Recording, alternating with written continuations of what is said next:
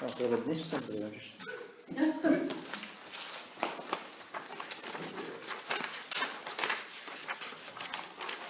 No requests from interested parties, and then on to the reports then.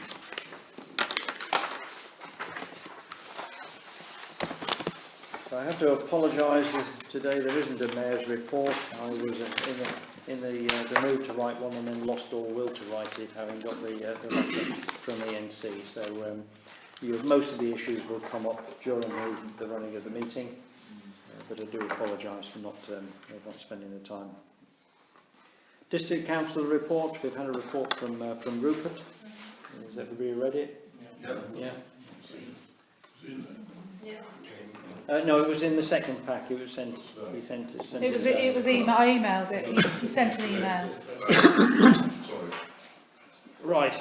Consider the recommendations from Transition Oundle for the cycle routes in Oundle.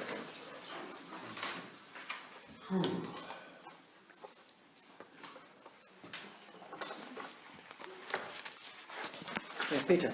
Well, I've gone through this and I can't see any problem with it. The only problem is the costs. Who are paying for it? That was my worry. Because I mean, if you look at the costs involved, they are quite staggering. Yeah, I think to my mind it raises several issues. The one is the costs, which the assumption that the 106 money, is there to cover the costs. But I think there are quite significant pedestrian and highways issues, that we have to consider in this report, and particularly the one going down the middle of Hillfield Estate. I don't know personally how to do the next phase of it. Well, the highways one is that they want to take up a lot of the grass verge areas outside the houses. So it is going to be a big project. Sorry, you two now are both in the Sorry, Terry's first. I'm always going first. Let go Terry first. I thought that estates, because I've raised this because we've not got long to spend that 130 grand. Didn't we say that we were going to get Transition Oundle heavily involved to look at the detail of this, and anybody who was on Transition Oundle would liaise with us? Am I right in that?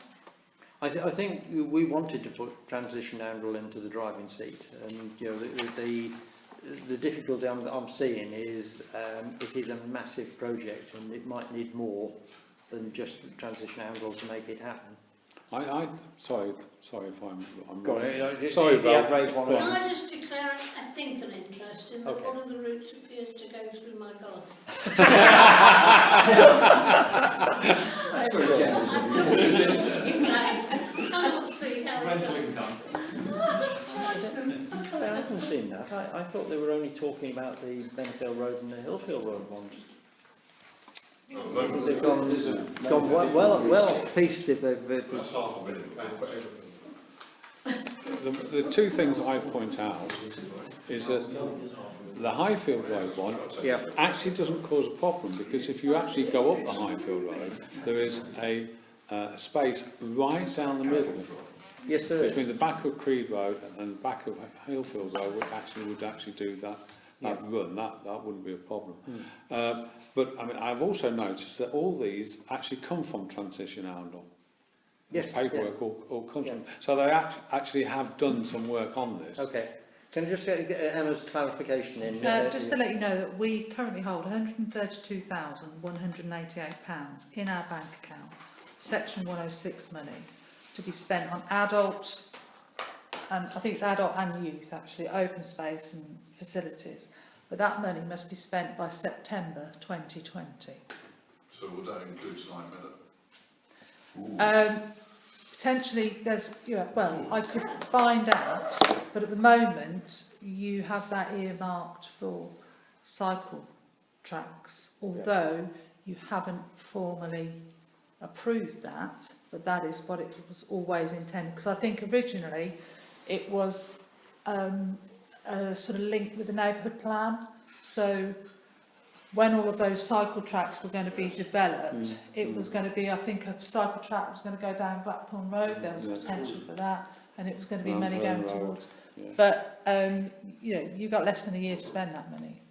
Yeah. And we need the rest of the money to do these two projects. I'm sorry, we're £360,000 short. I think the other thing is, of course, some of that money I thought was going to be used for the rec to update Some of what money? the 106,000. 100? No, this is purely just down at the moment for cycle track. Oh, is it? Sorry. Yeah.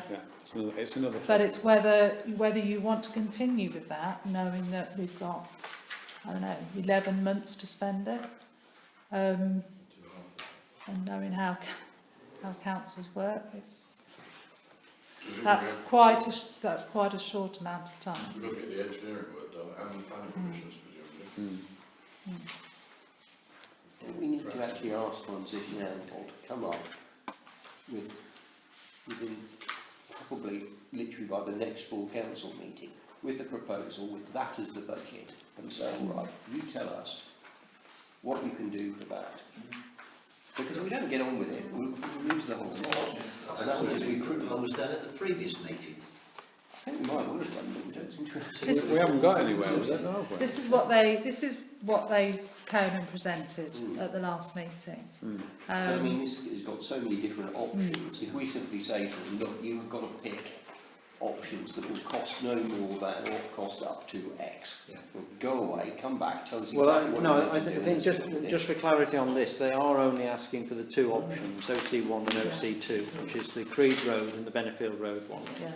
That's why I was worried about Councillor Chester and going through a garden, because they really have to go off piece to manage that. So they're talking about those two. So just Councillor Oates. I want to know what's high priority and what's low priority. Well, at the I happen moment, to live on Creed Road, and I've got no idea what on earth they propose down that route. I just don't get it. Okay. But you need to, there are certain places that we know are real problems. Yeah. Blackthorn Road is a classic. It'd be very nice to actually move cyclists off the main road, because that would make it safer. But you've then got the issue of them maybe colliding with pedestrians. So it's not easy. it isn't. They, to their credit, they've presented a very good video which actually shows what they're proposing. Okay. So they have presented that to the planning. Well, I've not seen the that. estates committee. Yeah, Yeah, it was sure. to full council. Yeah. Oh, it was full. Yeah, it was last. In here. Okay. Right. So We must have missed we that. left with a copy of it. No, but it's on their Transition Angle website. Okay. So I'll get you the link. So it's on the Transition Angle site. Yeah, you send it to me as well, kindly. Yeah. Well, I'll send it to everybody. Have we got time to do it, the planning and the Oh, engineering crikey. work? Are we wasting time just doing it? Have we got Well, I mean, we haven't even come up with a scheme yet. I think there was still, these are the ideas, there's still a lot more work that's involved. But I think it'd be tight. Once you've committed though, with Section 106 money, if you can prove that you've committed and you've got plans in process, I think, you know, Contracts let. yeah, you're allowed to, you know, to go over that time. But what we don't want to be doing is sitting here next August and we still haven't got anything in So place. the problem I have, just to come back to you, the problem I have is because highways are involved in this, Ooh. you know, the delay is going to be horrendous. You know, and there's significant highways issues on them. Sorry, just one moment, Councillor Staggs first. Yeah. And just go back to something you said earlier, that because of all the highways and all the other things that no doubt will come up, you weren't quite sure, I think you said you would deliver this. Well, Yes. we will deliver it because we've got the money. Now, we haven't got the time or the expertise to go into all the highways and planning permissions and all the other stuff that comes with it. But again, going back to estates, I thought that that's what we were going to ask Transition Angle to do. Yeah. So Come up with their routes and the whole package, so that we could then make a decision and fund it. yeah. So they've come up with their routes. the OC1, the OC2 routes are on here. Those are the routes that... Sorry? Financed? No. And this is where we get into the next problem, because I think you're going to get through about £30,000 worth of consultant and management on this lot. Absolutely. Yeah. So just hold that happy thought for a moment, Neville. I was only going to say that originally members put in for planning permission for the 100 houses at the top of my road. Yeah. They actually said they were going to put in cycleways. Yeah. So I That's think more... part of Yeah. the deal that they put forward. Yeah, so I think... Where's that then? Well, I think they handed over the cash. Yeah, and to whom? Oh, ENC. we've got it. We're sitting- Well, Yeah. Okay.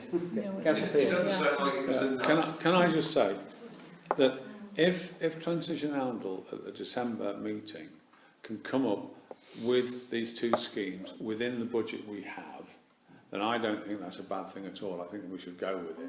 However, I would say that if they cannot come up with a good scheme within that timescale, because of the restrictions we have on when we can spend this money, we must seriously look at other schemes that could be done within that timescale. And I'm talking about, for instance, the recreation ground, if you like, and things like that, which we could use that money for before September 2020. Because we can't lose it. No, absolutely. So we're going to say by the next meeting, you're suggesting by the next meeting they can't. I think they've got to, haven't they? Otherwise, we've only got basically 9 months. And you know as well as I do that with all the planning permissions and everything else, we're not going to get it. We know that with the recreation ground, because it's already there, we can spend that money quickly and efficiently. Right. So I'm feeling that we need a couple of us to sit down with Transition Handle and turn this into a working, a viable document. I think what you've got to do is turn it into a document that a business would understand, Yeah. and getting it sorted That's quickly. what I mean, but it won't happen in a meeting. No, but It it's got to always be done happens very between the quickly. meetings. Yeah. But So this I has need- got to be done by the next council meeting. Is that the limit? Yeah. Well, I think we've got to. you've got to, we've got to make some pace on it. Yeah. So we need 2 people to take this forward. Is that a support? Thanks, Jerry. Thank you. So I've got one. Do we got one else that can go with Jerry? Haven't got the time. Yeah, it's a problem I've got. I can't this time of year, that's Yeah. the problem. Right, okay, in at the deep end. All right. Okay. So there you go. And who have we got? Who am I working with? Jerry. Oh, all right then, Jerry. Say more enthusiastic. What a big endorsement! Can I just point out, I'm tempted to say, I'm happy to be it there might as well. be a- Okay. Yeah. I'm just tempted to say there might be a bit of gerrymandering going on. Okay. So Councillor Hobson and Councillor Houghton are going to, with yourself, Hard Yeah. luck, Jerry, hard luck. I'll come on. and report back to the next full council. Yeah. Yep. Right. Right, to consider what celebrations the town will provide for the VE Day, the 75th celebrations. Yep. Shouldn't the Estates Committee make some suggestions? So You know, let's do it now. all right. Yeah. Well, the only reason I put this on was because I thought we perhaps should talk about it, even if you decide that you just want to support whatever else is going on in the town, or whether you want to lead with an event. It's up to you. So, for Tenwood, can somebody tell me VE Day? What's the date of that? 8th of May. 8th of May. Right. It's all right. I had that as the date that we were going to get the neighbourhood plan delivered. Yeah. Maybe I should ask Councillor Sparks to say what the British Legion may have to say about this. Well, my suggestion is before Councillor Sparks starts, if you don't mind, Roy, I actually think we should give it to Councillor Sparks to make sure that he does it, because he knows exactly what we need to do, and I think he's best placed to do it, and we should follow his lead on that. If that's all right with you, Councillor Sparks. Oh, Well, I won't know what the British Legion are doing until we have our next branch meeting, which is next Monday. I'll know more after that. But don't you think you could lead on this for the council? That's what I'm saying, basically, so that you get the council behind what the British Legion want. I can liaise between the British Legion and the council, yes. Yeah. Well, you're best in best position for it. So that's what I was thinking of, really. Roy, do you need any more from us than that, or would you like? You know, so it's rotten being the leader when there's nobody behind you.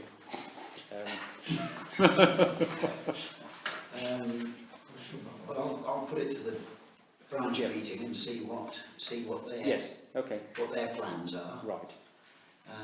Find out what the Legion are doing across the country Yes. in connection with SAFA, and take it from there. Okay. So you come back to us. I'll report back. Oh, thank you. Yeah, they have asked us to attend a toast on Friday of the May. That's one of the last paragraphs. Right. There's also the issue of how this melds in with the CCF and the school, because they always put on a... No, I can imagine, you know, that somebody has coordinated the whole show. We're part of that coordinator. I'm quite confident Yeah. that Councillor Sparks will, you know, wave a magic wand over this. You might not want to do it. Well, he's going to have to say so. Right. I You don't could- mind helping you, Roy, with my military association, as it's called. If you need any help, okay, if it goes that way. Right. So the next agenda item then is the update on the Flattenfield bid. This was Yeah. just another reminder about the bid. Yeah. So we haven't got much time in which to complete this thing, and you know, I'm not sure where we are in terms of our willingness to do it. Councillor Peel. Again, I've read through all this, and quite frankly, we haven't got the money to do it, and I don't honestly see as being able to get the money to do it, and I don't see why we should. Well, I think I'd dive in straight away, and you know. Sorry, I don't. Yeah. I look at it this way: we haven't got the money. The town hasn't got the money. If we did this, we'd have to get another loan. No, if we did this, we'd have to stop something else. Well, we'd have to get another loan in Yeah, practice, okay. practical purposes. We've currently approved that we would set aside 95,000. Yes. But we haven't got 95,000 in the bank, though, have we? But no, but the council has formally approved that. So at the moment, we have 70 odd thousand in Section 106 money that sits with East Northants Council at the moment that we've approved, that we've put towards, plus 24 out of our funds. But didn't we at the last finance meeting take that 24,000 away? No. You would have to formally bring that back as a decision to this You council. can't change the decision for No. 6 months. We did that, and Oundle School also, I can't remember how much money, but they've That's basically the same. put again. aside an amount of money as well. Yeah, they don't want it built on. And we agreed that we would put in the interest for a bid, but I just put it on here because obviously You that's... know, we've only got about one more meeting that we I know, can exactly, make it go. yeah, and So let's just give ourselves 5 minutes on this discussion, because I know there are certain people in the town that would rather use that field for other things. So, you know, I'm a convert. I've gone from there are other things to do with the field to, yeah, I would like to keep it as a green space in the community area. But clearly, you know, there's been quite a few people who have voiced the opinion that it's an ideal place for the extra care homes. So 4 minutes now just to talk this one through. Councillor Chester. We've consistently fought the sale of this land. We've had money already and goodwill from the school, a lot. We've taken a decision about putting money aside for it, and you can't just change a decision. You have to spend 6 months waiting. Yeah. There's quite a lot to be said for not not dumping it at this point. No, okay, so, I understand that point, yeah. But then, when it comes to the end of the 6 months, at that point, we have to make a choice, don't we? Yeah, problem is the horse has bolted at that point, We might Yeah, not yeah, know yeah. by then. Yeah. so, I mean, we've got Go to, I think, going back to what we were talking about earlier on the QVH trust, that we are actually, we're committed to this town.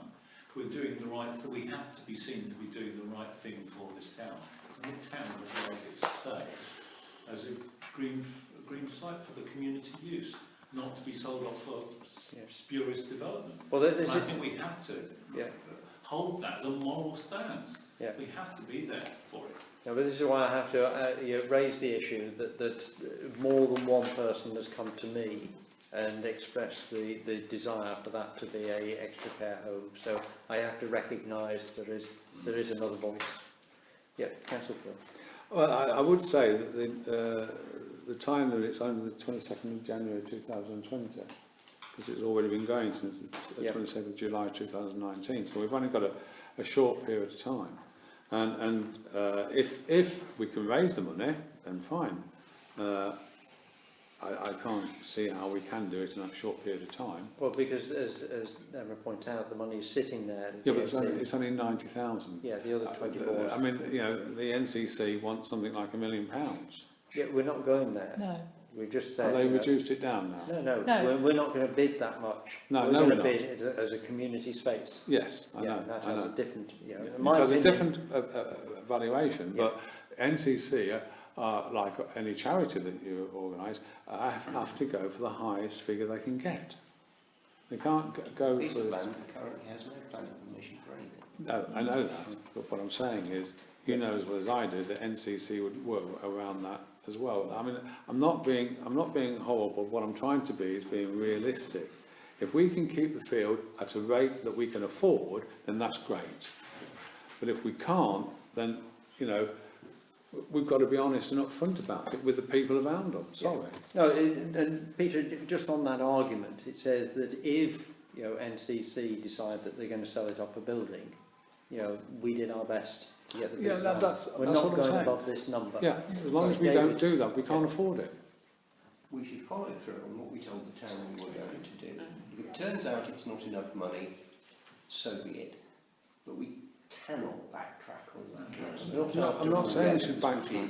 And indeed, Okay, so considering how much misunderstanding. money this council's already spent on the public inquiry, and we were trying to get this thing designated in a particular way. So All right. let's just commit ourselves to it. If it works, it works. I would be delighted. If it doesn't, so be it. I think nothing's changed as far as I'm concerned. My thoughts are, because I think, because we agreed that we would set aside this money and Oundle School would set some money aside, I'm assuming that we're thinking that we put that money together Yes, as a it joint will bid. be, So it will it's- be one bid I from think we Oundle Town need to, Council.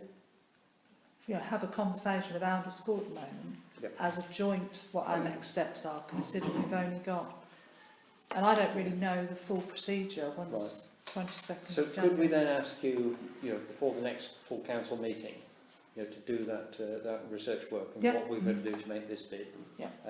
So, Councillor said you had a point about the 24,000, did you? So, 95,000 is what town council said they would put up. No, 95 is what we're getting from 106 money, 24... No, it's this 95 is the total. It's Ah. 70 from what the Okay, section right, was. so it's That's not that. including, Yeah. yeah, That's 106. including the... 25,000 from NCC Services Reserve money. That's gone. We spent it. So we now have to find 25 grand from somewhere else. Which is fine, but Yeah, we've got to find it. we've got a decision to make. Yeah, so we need to identify where that piece of money is coming from. Which financial year will this come out of?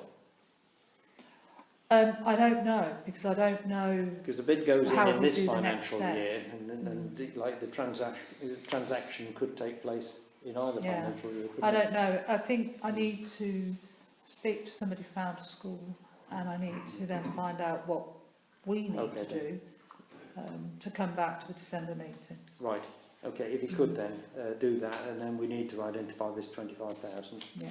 Yeah. When speaking to Arundel School, could you point out we haven't actually had a meeting between this council and Yes, Arundel no. School for quite some time? I asked about the summer one, and I got absolutely no response. And the last one, they messed the times about so much that by the time I turned up for it, they'd already had it, because they changed the time and didn't bother to tell me. So, Right. I really think it's time. So I want to move on, put but some pressure carry on, Councillor Oakes. Well, we looked at this from a planning perspective for two applications by NCC. The first one was for 13 residential, Yeah. and Arundel School went mental over that one for various reasons. And then we had, that was NCC's first effort. So they then went, oh well, you don't like that, but we still want to raise the value of what we can from here because we're short of funds.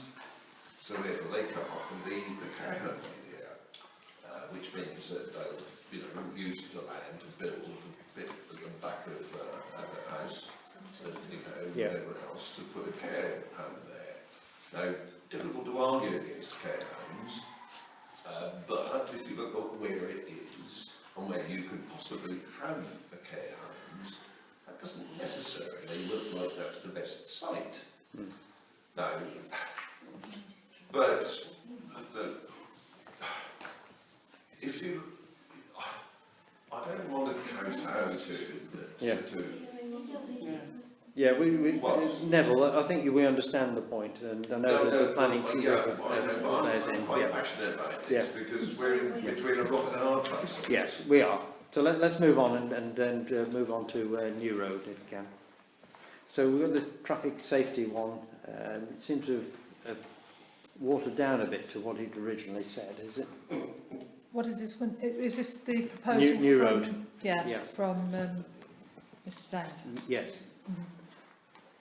So what is it we've got to do on this one now? Because, the original proposal was rerouting the traffic down St Peter's Road or something, wasn't it? He was changing priorities Yeah, at the I back. don't think that Yeah. was an option. I think he just wants our support, wants the town, so that he can then pursue this with highways. All of you discuss. It's quite complicated once written down on a piece of paper. Absolutely clear what he meant. When you go down the hill, New Road, what happens to the pond? Yeah, so he essentially, where it branches off to St Peter's, Yes. he wanted to change the priorities there. But, that was the bit I had the biggest concern with. Yeah, absolutely. So you're waiting on New Road, and then everything's moving. Yeah. Well, I think the traffic people at Northamptonshire with highways have a lot to say about this. Plus the fact that if you did stop cars coming down there, they're going to go through the town centre. That has to be modelled. I think the only thing that's on this bit of paper that's got here is that I would agree with them, 20 mile an hour zone is fine. Yes. But I think the rest of it, as you say, Malcolm, it's not workable anyway. Yeah. So I think, we've got item, I just say to my mind, item one. and item What I two. meant was, it Yeah. would mean Signs, traffic coming though. through the centre of town. We've got to ease that problem anyway. Right. So, any other views on this one? No, okay. So I would suggest that we're quite happy to support item 1 and 2. The 20 mile an hour, I think highways have already told them it won't make any difference on that road. Because this average speed is still 20 miles an hour down there. Yes, peak speeds get higher, but average is that one. And safety triangles, yeah, certainly. But we can't support item 3. So do we need to do anything more than I think that's it. I we've can just just said there? report that Yeah, back to okay. him. Right, and then we've got the weighting restrictions on Cotterstock Road. I mean, you've already discussed this previously and approved that you wanted them, but because there were representations for and against, it's just got to One have it each. again. Yeah. Right. Councillor Oakes. My only observation is it's all about enforcement. That's it, full stop.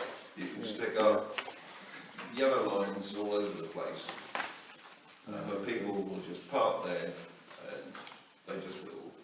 We had the same issue with the turning that went into Bow Road from South Road. Yeah. There we go. Just a point on that, so to qualify that, I drove up Clapham Road today, and apart from having to do it, it's a one-way street, of course, when you're at the wrong time of day. But there were cars all over every double yellow line, all the way Yes, across. absolutely. So it doesn't matter if they're painted or not, no one's okay. That's my point. And they're always parking on the paths as well, so you can't You're get by. finding they're all over the Well, in place. fact, on Cotswold Road, there is no path on that side. Well, one of them, It's the other virtually side of the impossible park, aren't Yeah. to find out where the edge of the road is on the left-hand side as you go on, as it were, so. So I think in the representation there was some discussion about having it zoned for certain times of the day. You know, it always frustrates with me with these that they don't use single yellow lines, and that for left overnight parking was viable. But okay, so what do we want to respond? Do we need to? Well, if you've got any further comments, Have we? or if you're just happy with No. what you've said. The problem you've got though is it all overspills onto Lime Avenue, Yeah. and then beyond it, then to that's where you start getting the issues. So the lines aren't going to make it any better or worse, are they? I don't think so, Yeah. personally. Chapel. I seem to recall that when we looked at it before, what we tended to feel was that the restrictions frankly just didn't go far enough. I think they've revised it. So, you know, they've now taken that into account, which was our original representation. Yep. I mean, whilst I appreciate that the risk is it displaces, if it displaces, we will simply have to come back again, point out that it has indeed done that, and seek even more restrictions. Yeah. Because at the moment, they need to do something. Enforcement, unfortunately, isn't up to us.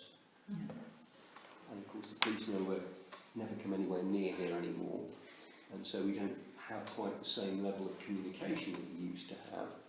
But what we should perhaps be doing is making a thorough nuisance of ourselves over issues like enforcement. Record things, photograph things, provide the evidence and say, look, you need to get people out there to deal with it, and see whether or not we can almost shame them into doing it. Yeah. Okay, I also just gently point out is that we've got an application for a care home opposite the school. I'm not entirely sure with that, how that's going to work. We've objected to it fairly big time, but that's going to have another massive impact on that general area, particularly at certain times of the day. Yeah. Okay, right. There you go. So the, Do you want me to just say we're happy for it to yes, go we're ahead? happy. Yeah. Thank you. Council matters then, the clerk's report. Busy time again, Emma?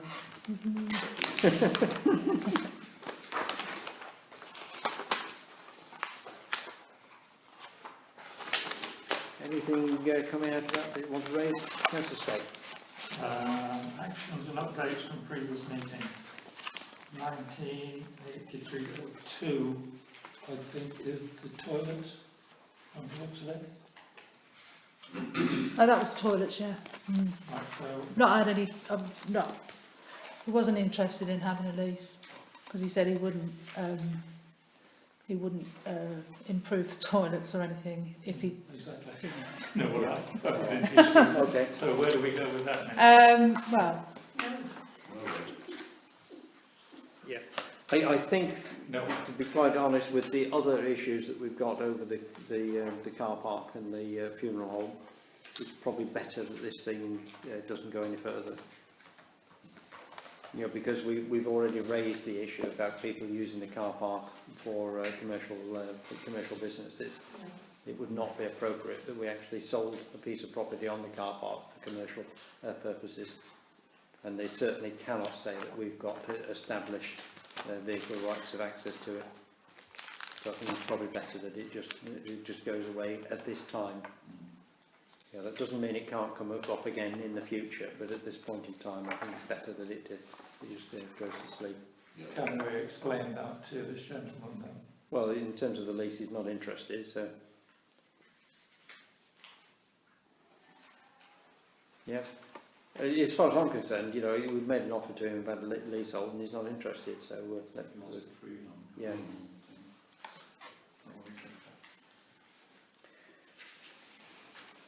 Can we get on to a more awkward issue now, the rugby club? So, for those of you not aware of the situation, the way I take the story is that through a clerical error, somebody forgot to transfer the piece of land that the rugby club and car park is on to Oundle Town Council, and now the land registry say it belongs to ENC. Councillor Sparks.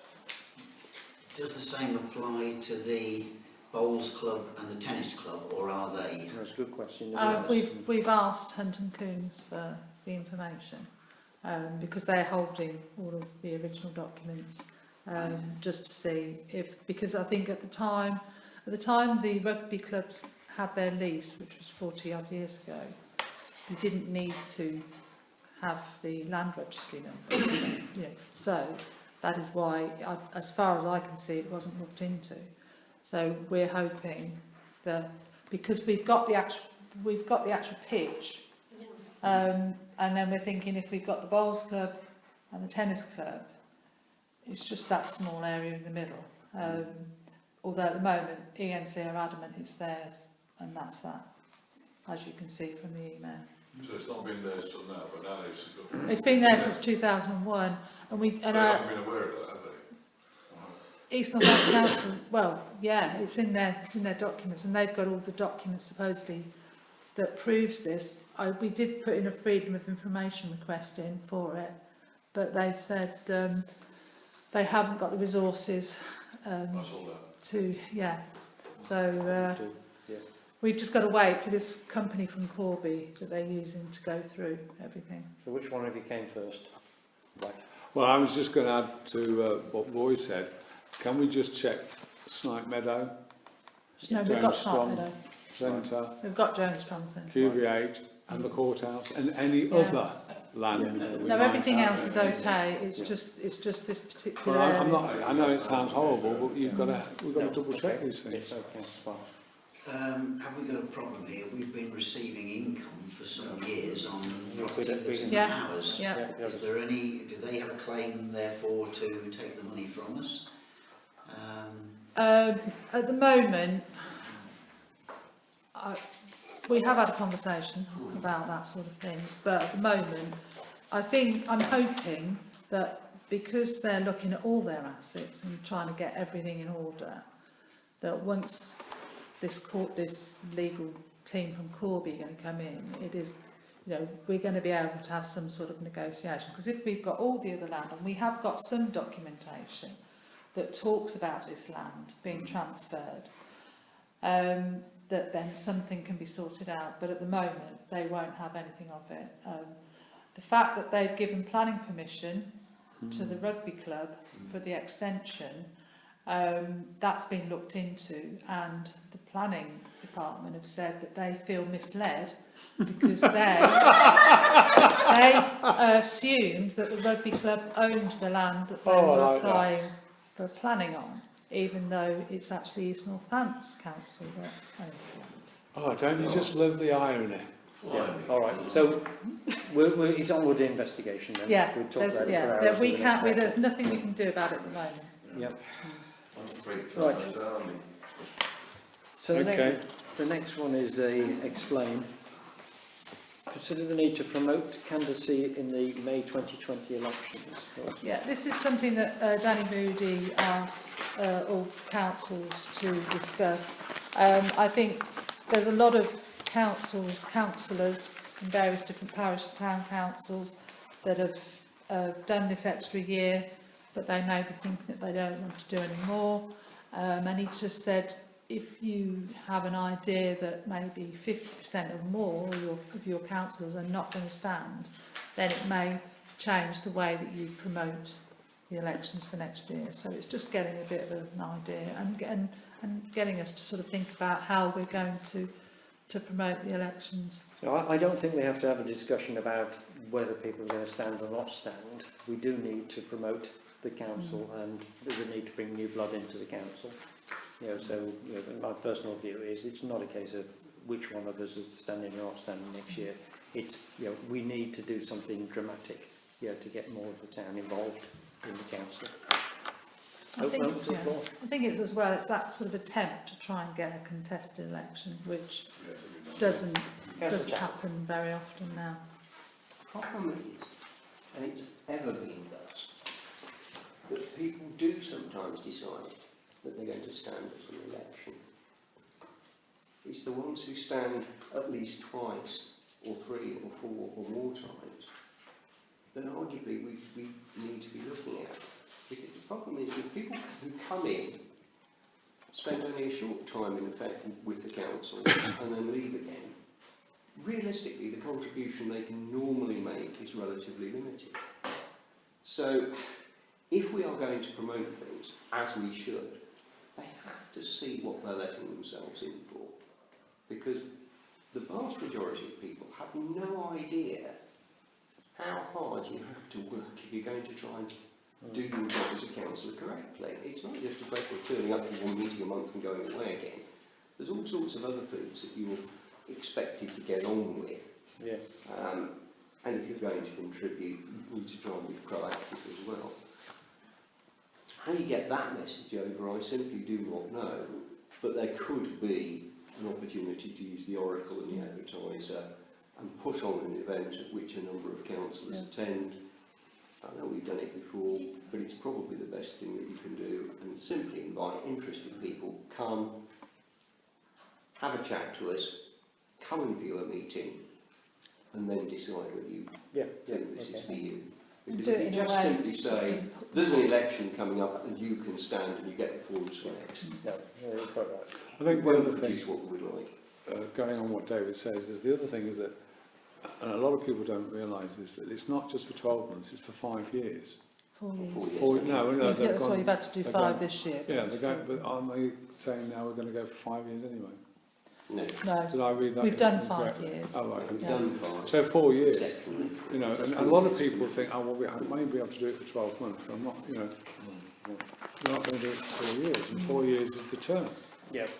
So we need a little group to go away and work out how we publicise this. It would naturally go into the marketing. That's the group, marketing group again, isn't it? Sammy, you're right. The next term will also be Yeah. 5 years. So the next term will be 5 years. I thought. And then every 4 Yeah, years. correct. Yeah. So that it's all in line. So did I in the finger pointing then? Did we get a, I think there's a course. They're the ones that communicate with the town on council matters. okay? I'm just well aware that we're putting a hell of a lot on Ian at the moment. Well, that's Yeah, so so, all right. Yeah. Neville. But the interesting thing about what we had was that they were really asking who thinks they won't stand. Yeah, and that also, so I Which I thought don't. was a bit odd. Yeah, I don't want that discussion. I would rather have, we need to do some promotional work. It doesn't matter what the answer to the first question excuse is. me, no we don't, because I'd like to return unopposed. Yeah. I'm only joking, I'm yeah. only joking. No, I think we're just looking for, some enthusiasm out of the town. I And agree. I do take David's point that, we mustn't have people that you just come along and here, get the badge and go. We're really desperate for people who can take part in things. Yeah. And, we're not very worker friendly. In terms of the times of our meetings and so on. Which is unfortunate. Yeah, Ian. I was just going to say that maybe actually right now is not a bad time to advertise, because there's a lot of people involved and lots of concerns about planning and this and that and the other, so there are a lot of engaged and interested people. Well, thank you for enthusiastically taking this one on. Right, let's move on. We've also got some subgroups like transition, etc. Who might want to have a bit of a say on the council. Yep, definitely. Right, consider NCAL, one of the building communities, parish and town council within units of Northern. Bloody hell, that's a mouthful, isn't it? It's the future of NCAL. Yep. This document, and it's basically, for us to have a look at it, put it on the agenda, and if we've got any comments to feed them back. Yeah, it was too heavy for me. Other people? We have no comments. No, well, just the thing in I wouldn't say in defence of NCALC, but in support of NCALC. We are finding, as we get into the agenda items later on, that we more and more need people like NCALC to help us in some of the battles that we're going through. Just out of respect for the time that they put into this, we do need to say, we're agreeing with it. Yeah. Right, the notes from the hub meeting. At the moment, you're aware that we're having weekly meetings on the hub, and we've set quite I think it's an aggressive target, and saying that there's no subsidies for the hub in the next financial year. Well, just, Well, I think it was there first. Go on, Terry. Anecdotal. I was grabbed by somebody the other day who takes a great interest in the neighbourhood plan. But anyway, then went on to say, it's glowing reports about the hub, especially for young mothers apparently, of whom his wife is one. Yeah. Who, you never think about this nowadays, but anyway, how much his wife had gained from meeting other mothers who had already got kids and so could mentor really her. good to hear And it said the hub is where it all happens, and no way we should be thinking about doing anything but keeping it open. Okay. Very, very good. Nice to hear that. Yeah. okay, this is a point I've told you on Sunday that Hannah and so on are a good team. We've seen they've made a difference down there recently, but I don't want her, especially being very young, to feel that she's being as responsible if it all goes wrong. No. So No, I don't want to destroy her confidence. I think that okay. Yeah. No, my ambition, you know, is that Hannah develops into a good, you know, cafe manager. Yeah, I think that's right. And certainly from the meetings that I've taken place with me there, you know, she's got ideas. You know, Yeah, we can see it being reflected downstairs. Yeah. But I'm just aware that she's quite young and inexperienced. Right. The next item is the receive the update on the accident in the churchyard. And who's taken me through this? More than... Yeah, I've had a meeting with the claims investigator. He has been down, looked at the site, and I've filled out a witness statement, sent photographs of the original bollards, and I think he will be recommending that that the church takes some responsibility for this as well. But it'll be ongoing, I think. Where does the literature festival? Sorry? Where does the literary festival stand? I'm not sure at the moment. I think essentially they were tenants. Right. Yeah, and that They still have to have public Well, they were liability. holding an event. I'm not aware that they were having any kind of catering at the event. Yeah. So how is a catering vehicle involved? That's what happened. That's the report, what So happened. I think it was teas, coffees, something like that, but it was classed as a catering ban. But you know, but put very simply, you know, as Emma report says, you know, somebody took the bollard out. Yeah, but you just Oundle Town Council did not take the bollard I out. appreciate that. Somebody else took the bollard out and left a hole in the floor. And we have no control over it. They didn't put a person to watch it. They didn't put the bollard back in after they'd taken it out. They left a hole in the ground. Oundle Town Council did not do that. No, I'm not saying they did. No, you're not. I'm not aware that we were having any kind of catering on that day, so Yeah. I'm wondering. Well, the church are able to do anything they want, aren't they, in their premises? So, you know, catering or other things. So it must have been the church. I don't know. But it was for that event. It was for that event. I would just say, because obviously I'm involved with liability insurance. I am involved with liability insurance on what I do and where I go and where my fitters go, etc., etc. That's covered by my liability insurance. The liability lies with the organisers of the event, and they should have liability insurance covering that sort of accident. Yeah. Yes. It shouldn't be down to Oundle Council. So Emma's filled in her witness report. Yeah. And we'll wait to see what comes right. Right. Receive information about the Parson Latham Hospital charity. Is that any declared interest on this one? Yeah. So, basically, I understand you want to know what Parson Latham does, and one or two bits and bobs about the details of it. Parson Latham's was set up, obviously, in the 19th century, and it accommodates ladies of a certain age who are still able to look after themselves, but need a reasonable place to live as their financial status is not substantial. So the Latham's Trust in Oundle, because there is one in Barnwell, which has nothing to do with Oundle, was set up so that these ladies could stay in a comfortable flat, there are now bungalows as well, to accommodate them within Oundle boundaries, and they were supposed to come just from Oundle. Those ladies were supposed to come just from Oundle. Over the last 4 or 5 years, 2 or 3 people have come from outside Oundle, but in the villages. But now we have enough people within Oundle coming into the site. So the idea is to have a warden who looks after the people on a daily basis, but without interfering, as long as they can live substantially on their own. Once they get to an age where they can't live on their own, Parson Latham's can't look after them. If they need somebody coming in to look after them on a permanent basis, then they have to leave the premises and go into a home or nursing home or whatever it is that they go to. So that's Parson Latham's, and and it's only for ladies. Now, to get that, obviously they had a really nice inheritance to money-wise from the original person that started the charity.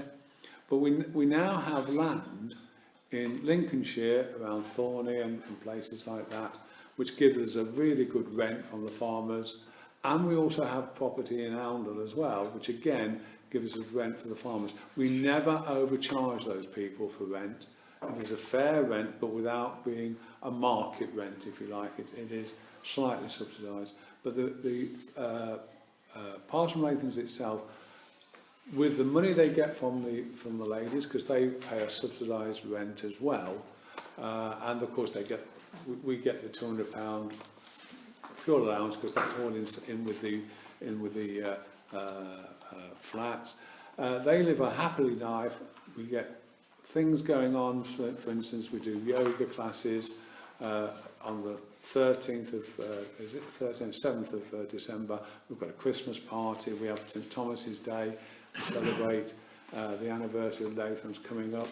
The church is involved, St Peter's Church, and the vicar comes round as well.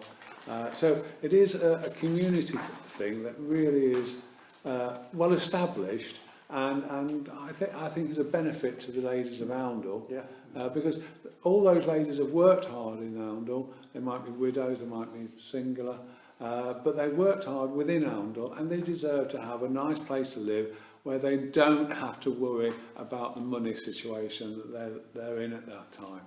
Yeah, and that's it, really. And that's not it, though, is it? That there's also other grants that Parson Latham's issue. Oh yes, sorry, my apologies. Yeah, I do apologise. You're right. We have an educational foundation which gives money to students, Oundle students only, people that live in Oundle, towards any expenses they might have when they're going for an apprenticeship, college or university, such as money towards a computer, money towards bus fares, getting to a college and things like that. So yes, I'm sorry. I tend to forget everything that we do. We also have Christmas Dole, which again we give out to people within Oundle. It's normally between £25 and £50, and those people get this on a yearly basis to help them with the expense of Christmas. They're the 3 main things that we do. Now, to qualify for these grants, then, presumably there is some, they must be below a certain level of income. The income really, obviously it is basically normally just for pensioners on a state pension. They don't give it to people with a large... I'm thinking on the educational... Oh, the educational... no, that... We actually, funny enough, we had this this year, because we had several people applying where their incomes, their joint incomes, were over £50,000. I'm talking about parents. Yes, okay. So what we did, we only gave to people with an income of lower than 25,000, because we didn't think it was fair that a person where the family or the parents earned 50,000 a year were getting £250, £300 towards the cost of catching a bus to Corby or whatever. So we did restrict it to the £25,000 limit. Excellent. But we've just started that recently. We started that, it's always been in our minds, but this year we made the decision not to go above that amount at this moment in time. All right. Well, thank you for the education. Appreciate That's that. How many ladies are in there? I honestly don't know. You don't count. I mean, I don't count them, and there's about 24. Yeah. All right. If, Just by see the way, idea. You see the building. anyone wants to go round and visit, Yeah. I'm quite happy to arrange for them to. Oh, I'd love to go and have a look inside. Yeah, you can come. okay. I mean, the Great Hall. I mean, if you has anybody been in the Parsonal Lathams? Yeah. Right. They did an open day. Yeah, Oh, they right. did. Yeah. Okay, Yeah. yeah. Did you go into the Great Hall where that magnificent oak table was? Yes. Absolutely gorgeous, isn't it? Yes. Really, really beautiful. They have do some that. fantastic pieces in there. Okay. Thank you. So if you want to put your names down, I'll get an open day, especially for Oundle councillors. Okay. Only please. So what? Now tell us about the other type of birds then. Snipe meadow? It's a wonderful document. Can't possibly comment on that. This came out of something in the States Committee who was saying, why don't we just have a document we can put in front of the full council? So I went and wrote. It's mainly stuff I gathered from various places. There's some question marks, there's some X's, there's some Y's that need filling in, and if anyone knows the answers, please let me know. But the idea was just to try and show there is a need for the boardwalk, at least to replace that by Wellington in the middle, and it's even more Wellingtonised at the moment. And also the fact there's a need that very soon it looks like according to the signing around the river, the missing path down towards Boat is going to be potentially lost in the next couple of years as an approval dies. Right. So it's the only accessible route from that side of town down to the river. Yeah. So it's just we can do things with it. We can play with it. We can add to it. I think we really have got to promote it, and not just after the boardwalk, but at any time, And I compare what we've got here with what the people have done up at the Rushton Lakes Shopping Centre. We've got our own version of it down here. Many people in town missing it. We've, it all comes down to funding the boardwalk. Yeah, I am going to apply for some funding. I was hopefully going to start it this week to ORG in through Grantscape, so we can get that extra bit of money to add to the Section 106 money. And I sort of reached out to some people some of the biologists and bird watchers and people who use it at the moment, this idea of becoming friends of site, they're all volunteer. Yeah, no, great. We can It's a build good that. idea. Yeah. Yeah. We really do around the town need people to be involved. When you get to the end where that is, you go left and then walk back. Right. Sorry, just Neville's got in there first. No, I was not single. I looked at this years ago, and of course they used to graze cows on that site many years ago. There aren't any snipe there anymore, and somebody, I'm a member of the RSPB, so I know a little bit about that sort of side of things. But it's not really what it used to look like in any way, shape or fashion. I'm all in favour of sorting the boardwalk out. Dear old Lynn, former councillor, was the one who put all the chicken wire across the existing boardwalk so that people wouldn't fall over. Yeah.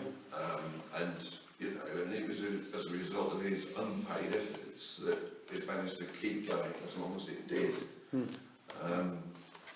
Okay, very good.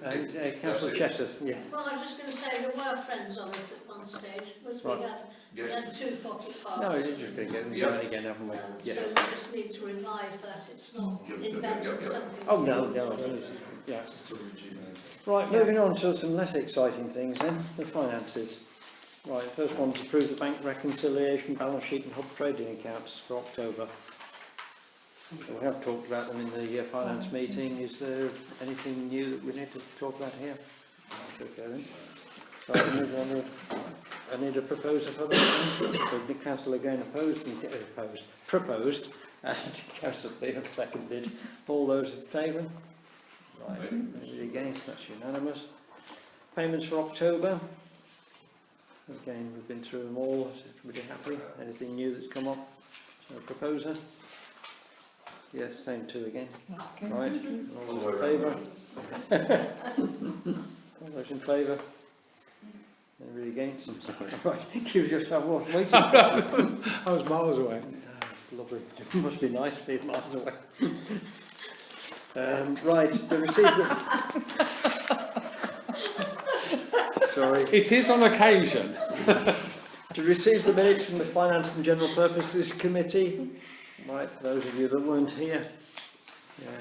Everybody happy to receive those? I'll propose those then. Any You don't need to propose them, just receive. I didn't know if you wanted to say a little quick word about the budget, or that it's ongoing still. Yeah, so, you know, well, as Emma hinted to me, you know, budget is ongoing, you know, and you know, for those of you who weren't here, you know, we have this situation where we have aspirations well beyond our means, you know, so we've got to rein these in. But there's a lot of... 25,000. Stop it. Well, you have. You can't go back to the minute we've already covered. Yeah, but we do have to rein them You in. knocked that off. That's what the discussion's about. You've got to find another 25,000, Mr. Chair. Right, moving on to the IT system. I mean, we had our nearest miss that we've had since I've known this council with the IT, but we did manage to recover it. So this item here is just to approve the money now that's been spent. Is that proposed, Councillor No, Oates? this is the new But bit. I would like to know what it is that they're going to do. Oh, okay then.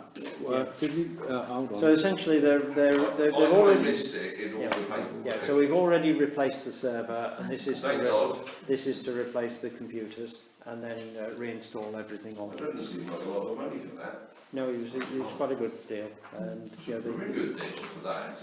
Yeah, it is. And then, Windows 7 and You're joking. not going to be supported, yes. You've got to go up to 10 now, otherwise you don't get it supported. That's right. so anyway, we're replacing those, and we're going to sign up to a contract. Boom. Unhappy. right. Enough. So that's fine, yeah. So you're in a Proposed to be proposal. Councillor Beale, seconded by Councillor Oates. You were just a little bit too late. All those in favour? Right. Thank you. Thank you. Right. Anybody want a coffee? This is going to be very quick. I'm not sure it is. Right, so that's about an earlier meeting. After 10 minutes, Yeah. and it didn't work out that way. Just the I opposite. agree with everything you say, Councillor Clark. Let me try and Tracy the things that we've got on. No, come on, Peter, you. Well, no, what I was going to say is, I was going to ask, first of all, if Councillor Chappell has managed to write the letter in response to the legal document, because we asked him to do that, and I was wondering if he had already done it, David. I've done half of it. What? I did send an email out with a copy of what I'd already done. Yep. But there are two main strands to that legal opinion. One of which is to do with their slightly bizarre suggestion that, having done a Regulation 14 consultation, heard what was said, acted upon what was said, we then had to do another Regulation 14 consultation because we'd acted on what had been said. I paraphrase it in my way rather than the way they did it, because it emphasises just how ridiculous a proposition that actually was. But they made a huge thing of how the whole thing was unlawful because we hadn't followed the right procedures, and they tried to quote various parts of the relevant legislation, but none of which seemed, frankly, to me, to support their case at all. And that bit's, I think, relatively easy to deal with. What is more complicated to deal with is the secondary points that they made with regard specifically to the timing of releasing the SA after the Regulation 14 consultation and so on. Now, I haven't got a huge amount of time, and I certainly haven't got the time to go and start researching that. And I did suggest that what we ought to do is go back to our consultant so that he could perhaps give us some technical advice on these issues. Now, I'm not sure where that's got to, if anywhere. Well, he had said that we potentially should, once we got this legal document, seek legal advice from a planning, legal planning person. But we're lacking time because we've only got till Friday. They've used 2 experienced barristers in that area. And whilst, as I say, I think I can happily deal with one of the points that is made, the other one is very technical. And I'm not sure of the answer at the moment. As I say, it's difficult for me to research it, which is why I hoped to have a consultant had a view. Absent that, I've forgotten, you did tell me when the deadline was. It's Friday, 5 p.m. on Friday. This Friday? Yeah. Well, that gives me, not very long, does it? No. Absent anybody else's help, I'll see what I can come up with, but I'm really struggling with the second part. Right, do you want to let me and Peter take on the second part then? So the best thing we can do is take our best shot. In the sense that the 3 of us can work on it to a degree, but I mean, I'm pretty tied up in the office for the next, mainly out of the office thinking about it for the next 3 days. So that'll take us about Thursday night. Okay. But that's about it, because I'm supposed to be going to this talk tomorrow night. So let's assume that we're going to grab something on the back of your opening part. Yeah. Ian has already done the research into all the capital letter bits that you wrote. Yeah. I think we've got all those covered, haven't we? So that needs to be grafted back in, or as an appendix, doesn't it? Yeah, I think it's an appendix really, isn't it? Yeah. Okay. So you can do that as an appendix. Yeah. So we've got yours as the front bit. Ian's appendix. We'll do the bit reference to the essay. Send me through your thoughts. Yeah, we'll certainly get those, and then And I'll see if I can The one thing, David, I'll ask you at this moment in time, and actually you brought up this, that you see, the local plan has also gone through consultation 14, because we had all the consultations there, didn't we? Do you remember? Yeah. Now that was on ACOM's essays. So if our essays were done after Regulation 14, their new essays, which DLP have done, which actually almost mirrors our essays in our new plan, right, because they basically nicked everything we put on ours, were done after theirs. So that makes their local plan as illegal as ours. I don't fault your logic. And I think the problem is that I'm not sure ENC understand it either. I don't think they do. If we were wrong, why didn't they tell us that we were wrong now, at a time when we could have done something about it, which they didn't? So Richard Palmer didn't raise this issue until after Regulation 14. And the important part here is that in February this year, we have a legal document commissioned by ENC that told us that the neighbourhood plan was unsafe and that we needed to alter certain things. They never brought it to our attention and encouraged us to go to Reg 16 in May of this year as well. Okay. So let's. I mean, I know that's not the legal matter that we're dealing with now, but I think, you know, if we're going to be challenged on that, if we're going to be challenged on that, we're going to have to challenge the local plan on the same legal argument about they've gone to Reg 14, but then did the essays afterwards, same as we did. And that's the 22nd date. It's not really got to be in by the 22nd, is it? It's got to be on the 22nd. Yes. Yeah, and 5 p.m. you said. Well, that's the deadline. 5 p.m. 22nd of November. That's if fine. you have it ready by Thursday. We're definitely going to get it out by midday, but just on David's timing, it won't be till Thursday night. Okay. Yeah. So, you know, unless we've done something dreadfully wrong, it'll be nodded. and that'll have to go from myself, is it? It'll go from, well, it'll go from me. It'll go from me. That's fine, okay, then we don't have to worry about But it. can we make sure that it goes from you to John Parmenter, not through ENC? It'll No, go we'll to ENC as We'll well. send a copy. No, yeah, what we have to do is, like, when Richard sends anything, he copies me in. Yeah, yeah. When John Parmenter responds, depending on who he's speaking to, if it's me, well, he doesn't speak to me, he speaks directly to Richard, Yeah, yeah. because that is the correct channel. I know. And I so we know. must follow the correct channels, because otherwise it just winds the examiner up. I think the problem is now, you see, there's no trust between us and the ENC. No, but I must say, I do trust that they will send documents. they'll send it, yeah, they will. Okay. Yeah, the only trick I don't want to play in is saying that we didn't get it in on time. Yeah. Yes, exactly. Well, I shall send it to Richard and copy the examiner in. Lovely. Right, so, yes, please, Do sorry. we need to give you authority to do whatever, or do we just take? Press the nuclear button. Please do. Well, let's have the next discussion and then we'll see what authority I might need or anybody needs. Most important thing first on the formal stuff though was to get this letter drafted and responded. Yes, Where are we with the meeting with the head of EMC? well, let's go on to the next developments, if you like, and it's the letter that Emma circulated to all of us from Richard Palmer this afternoon that got me so bloody annoyed that I couldn't even write a mayor's report. You know, in the letter, you know,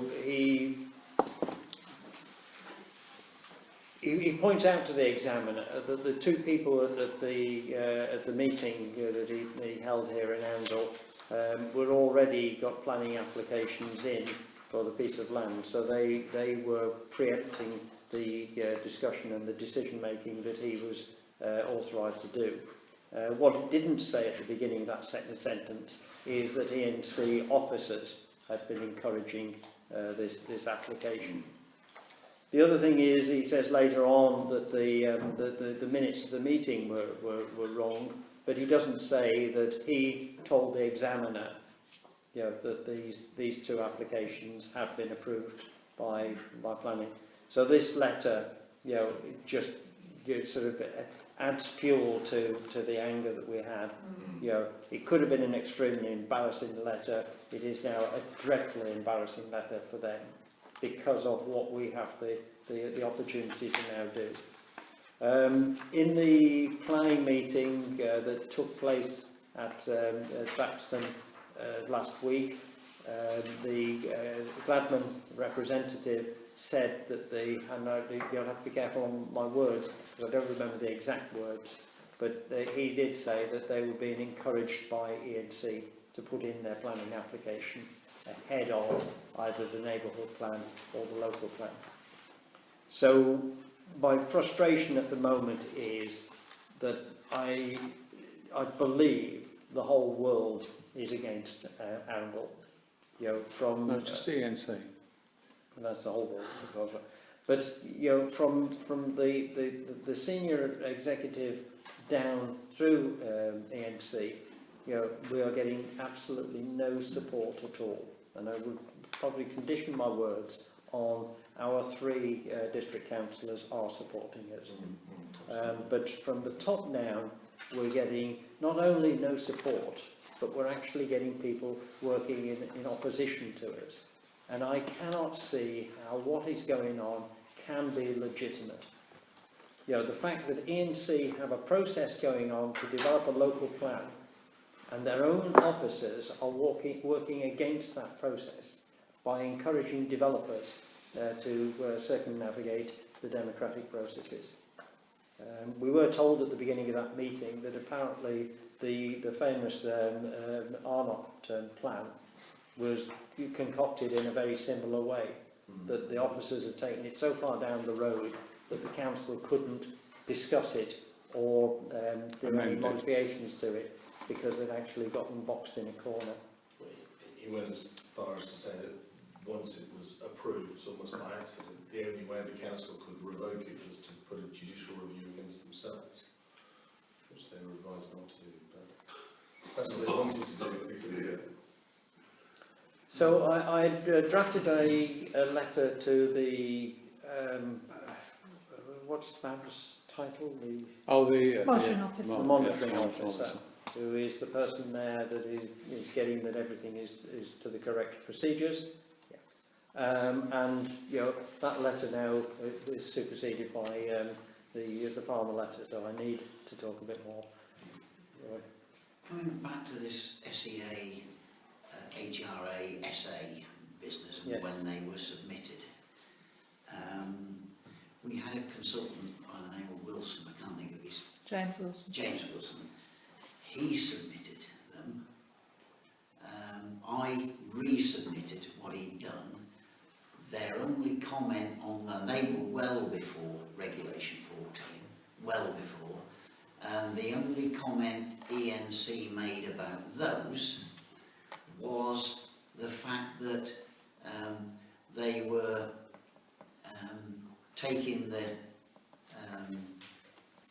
plan as a whole, not site-specific for each of the 7 sites. But ENC at that time were trying to encourage us not to go for individual sites, but to talk about a plan that just talked about a housing allocation and possible locations, but not to go into detailed numbers at each site. Yeah. So going back there, SEA and HRA were in twice, long before Regulation 14. Yeah. And So they I- then offered to do them again with us. Yeah. They offered to pay for it, to do them jointly, immediately after Regulation 14, to just modify them for the individual sites. Yeah. So I think in terms of a game plan, the most pressing thing for us to do at the moment is to stop or defer the 2 planning applications that are currently submitted. The next one is to get the local plan back on its democratic track, where the sites that they've identified in there go through the proper process. And they are currently working under a mandate that says that that can't go to the next stage until examination has finished on the Oundle neighbourhood plan. So if we have the examiner comes his report in December, whatever that report says in December is the starting point for the local plan again. So that says the local plan now goes through its proper process. And the first thing that we then want to raise with them is the errors that they have made in the site selection in the local plan. And all of the things that have been used in the examination phase of the neighbourhood plan, we will want raised against the local plan. Because I'm convinced that the local plan, using their own measuring technique, will identify the same sites that we've identified as being the correct sites for Oundle. So we do need to stop the 2 applications that we've got in at the moment. So I do therefore need to write to the monitoring officer and highlight what I believe are extremely serious malpractices that have got us into this position. So we haven't really got time for me to go back to this full council for approval, but I need to do something, and you sort of bounce it off 2 or 3, but get the letter out to the monitoring officer. And that letter, I'd already drafted something, but I need to modify it now because of the evidence that we've got presented by Richard Palmer. And he has to take a few swear words out. Take quite a few. Malpractice suggests to me that there might be some sort of conspiracy. Well, we believe there is too. Is it that or incompetence? I want to stay away from why and just concentrate on the what. There is a well laid out process. It has been painfully slow, and once we move out of all this, we would like to get into the discussion about how we got into this situation, like how we were led this route and why.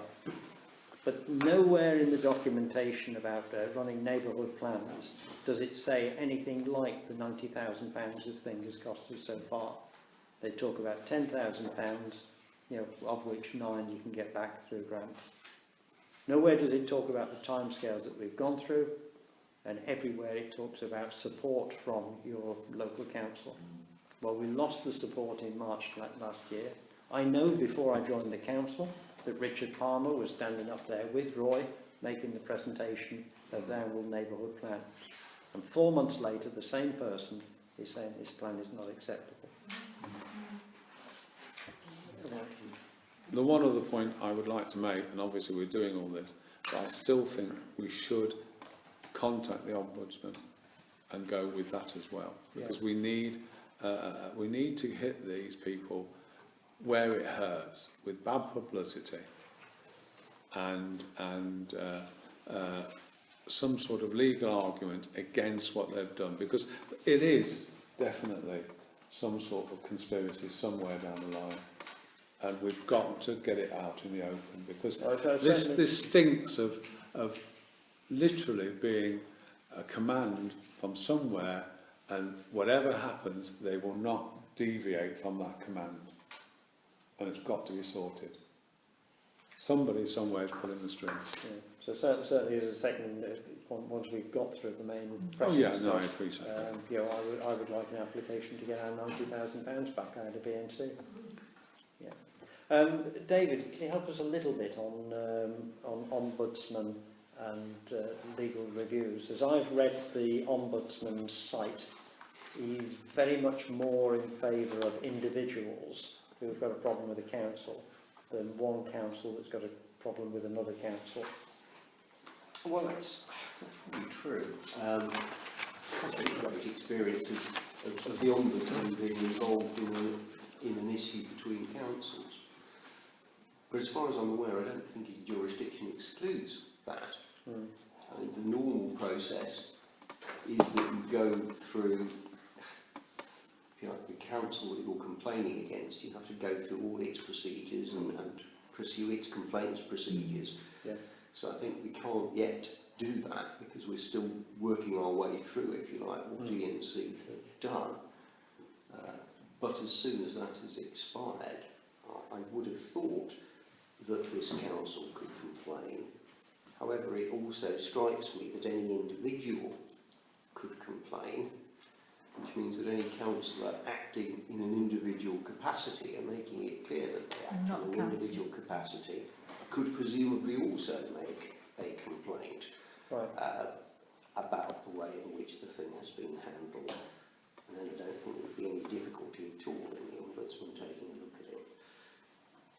But I think it has to be a twin-track approach, and I think we have to continue to work through it, which is why the letter that the Mayor's just spoken about writing is going to be a fairly key letter, because that's presumably going to lead to a meeting which one anticipates is not going to result in them suddenly going, oh dear, we've made a complete mess of this, what can we do to put this right? Somehow I'd be somewhat surprised if that were to be the reaction. The reaction of those people hauled up in this way is to go instantly defensive. Yes. And I suspect that's exactly what will happen here. And once it has become clear that we cannot progress it any further, we've told them our intention to go to the Ombudsman in the absence of a satisfactory response, that's what we do. Okay. Can I ask you, sorry, can I ask, yes.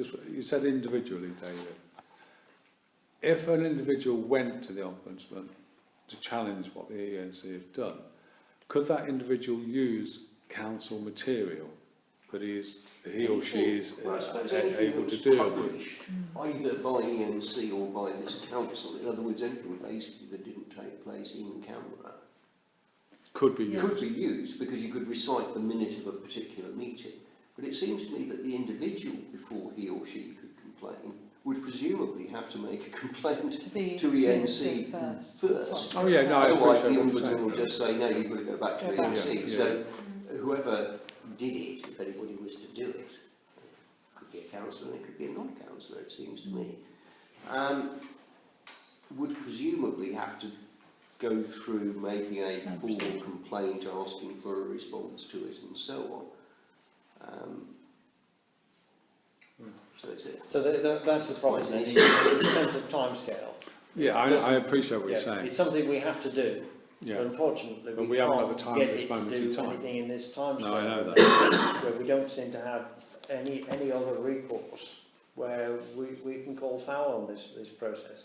There doesn't seem a policeman or anything like that we can call in at this point in time. So we can continue with our lobbying. The lobbying of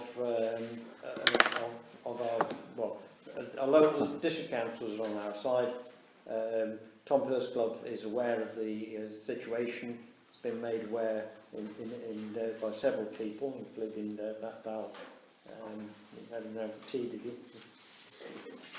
But he is aware of the situation. He's expressed this issue of the purdah that he's under during this period, but he's very happy to take it up again after the election.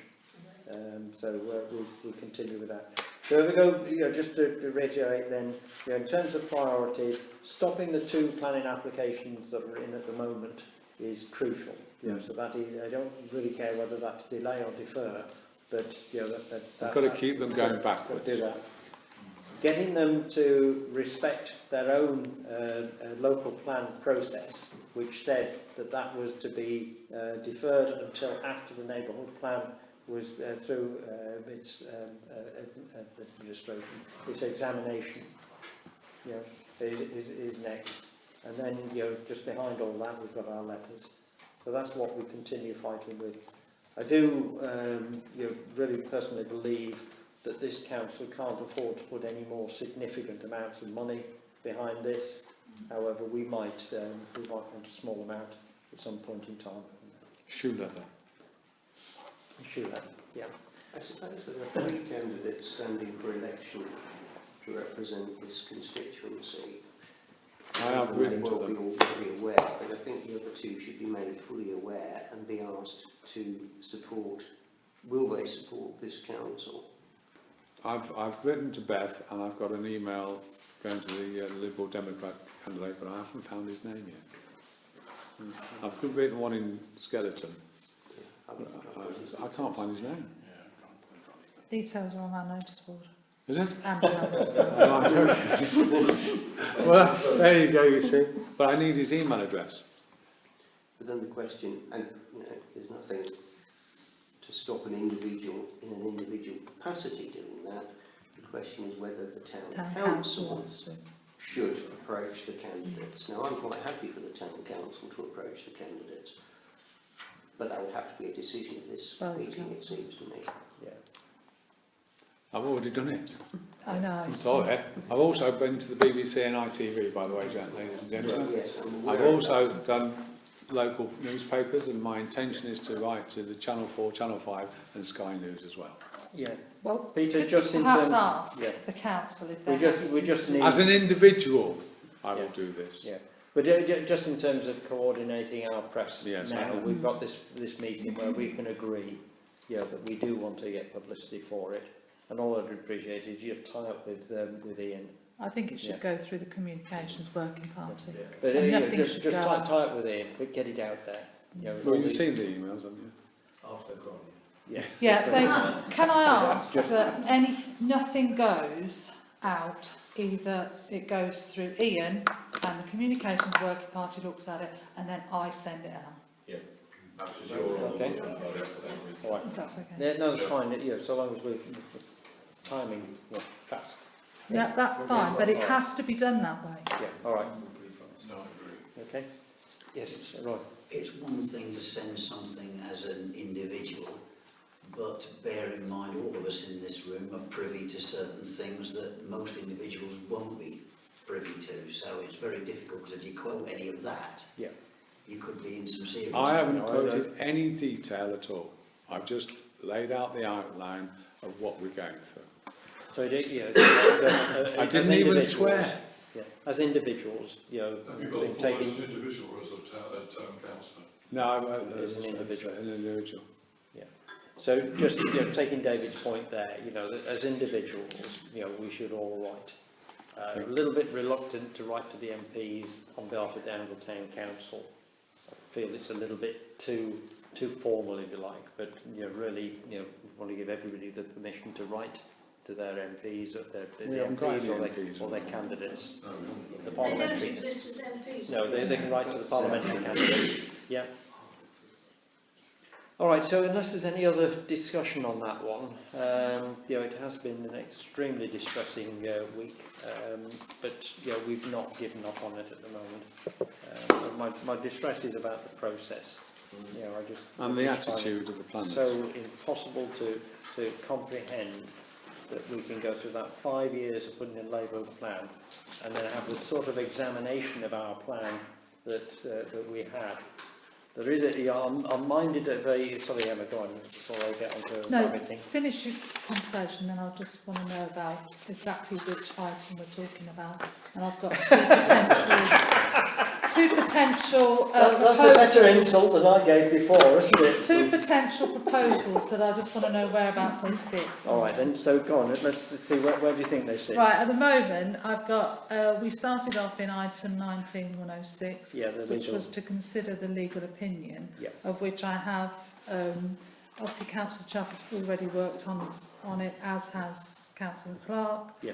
but you've talked Yeah. about So I'm going to finish Councillor that Peel with and myself. yourselves Peel. being involved. Now, are you asking the council for them to give you for the authority to complete this response? Yes, we are. So that, Yeah. right, So so that's we your haven't got first. time for another council meeting. Yeah. So yeah, we need. So that's your first proposal, and that's in item 19106. Oh, So you're happy, Councillor Stagg, you're happy with that? Councillor Stagg has proposed it, Councillor Clark has seconded it, all those in favour of it, that's fine. Thank you. And then So the that's, second one, and then the second one is regards the letter that you'd like Yeah. to send to the monitoring officer. Yeah. And again, I've got it down that you are asking Oundle Town Council for Yeah. authority for you to draft the letter and send it on their behalf. yes, Yeah. Is that okay? okay. But Yeah. is that in item 1910601? Or does that, That's so O2. that's in That's- O2? that's So let O2. me just Yeah, cut okay. and paste. Propose that. I would Councillor Oakes has second it. proposed, Councillor Glenn has seconded it, all those in favour? That's all I wanted to. Sorry, was it Councillor Eno? That's what it Yeah. looks like. You can take Who it with you seconded anyway. it? I'll send you a proper one, so I can get them on for you. Right, and then the third one, to receive an update. So, okay, that's just received. Yes? We've done that one anyway, haven't we? Yeah. And bear in mind, we've got a few more things Right, to go there through. we go. Right, so back into planning matters then. To receive the minutes of the planning committee meeting of the 5th of November. I will just take a minute or two to mention a couple of things.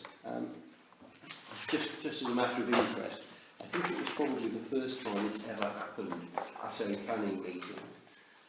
But every single councillor ended up declaring an interest in at least one application, which considering we actually had not only members of the planning committee but one or two additional councillors there, was quite remarkable. I didn't. Oh, yes, I did.